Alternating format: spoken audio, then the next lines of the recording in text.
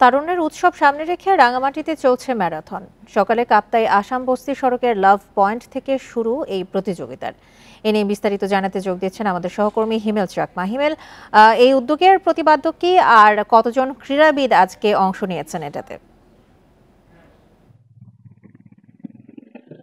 আসলে আমরা দেখতে পাচ্ছি যে বিগত বেশ কয়েকদিন ধরে আসলে রাঙামাটিতে বিভিন্ন সরকারি প্রতিষ্ঠানের উদ্যোগে যে তারান্ন উৎসবের যে 2025 সেটা কিন্তু আয়োজন চলে হয়ে আসছিল। বাট আজকের যে যে অনুষ্ঠানটা ব্যতিক্রম একটা অনুষ্ঠান, যে রাঙামাটি জেলা প্রশাসন এবং রাঙামাটি জেলা ক্রীড়া সংস্থার মিলে আজকে যে ম্যারাথন প্রতিযোগিতা আয়োজন করা হয়েছে।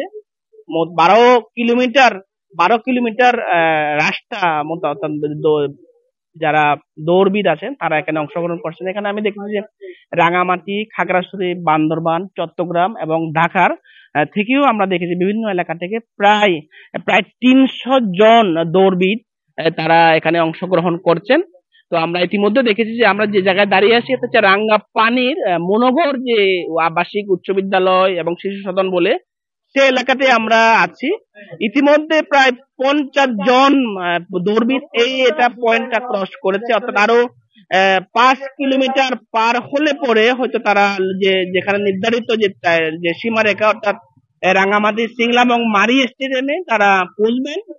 তো এখানে বয়সভিত্তিক স্টুডেন্ট এবং 30 বছর, তারপর 40 বছর, এ ধরনের কয়েক ক্যাটাগরিতে মূলত দৌড়বিদ অংশগ্রহণ করছেন। আমরা দেখতে পাচ্ছি যে এখানে রাঙামাটির যে সমস্ত প্রতিষ্ঠানগুলো রয়েছে, অর্থাৎ ফায়ার সার্ভিস, পুলিশ, আর্মি, স্বাস্থ্য বিভাগ, সবাই কিন্তু আসলে এই প্রোগ্রামটাকে সাকসেস করার জন্য তারা এখানে তারা কাজ করছেন। আমরা দেখতে পাচ্ছি যে আসলে এই পয়েন্টে যে পুরো পয়েন্ট অর্থাৎ পুরো রাস্তা আসাম বস্তি কাপ্তাই যে রোডটা, পর্যটক যে এখানে প্রচুর পরিমাণে যেহেতু পর্যটক যায়, তো এখানে আসলে দেখা যাচ্ছে যে যে পরিমাণ মানুষ এখানে উৎসুক মানুষ, তারা পুরো রাস্তায় দাঁড়িয়ে কেউ পানি দিচ্ছে, যারা অংশগ্রহণ তাদেরকে পানি দিয়ে অভ্যর্থনা জানাচ্ছে, সহযোগিতা করছে। সবকিছু মিলে আসলে রাঙামাটির যে আছে আর যে একটা যে তারুণ্য উৎসব যেটা, সেটা মনে হচ্ছে আসলে একটা উৎসবের মতো আমরা দেখতে পাচ্ছি। হিমেল চাকমা, আমরাও আশা করি তারুণ্যের এই উৎসব সফল হোক। আপনাকে অসংখ্য ধন্যবাদ। রাঙামাটি থেকে ম্যারাথন নিয়ে জানাচ্ছিলেন আমাদের সহকর্মী হিমেল চাকমা।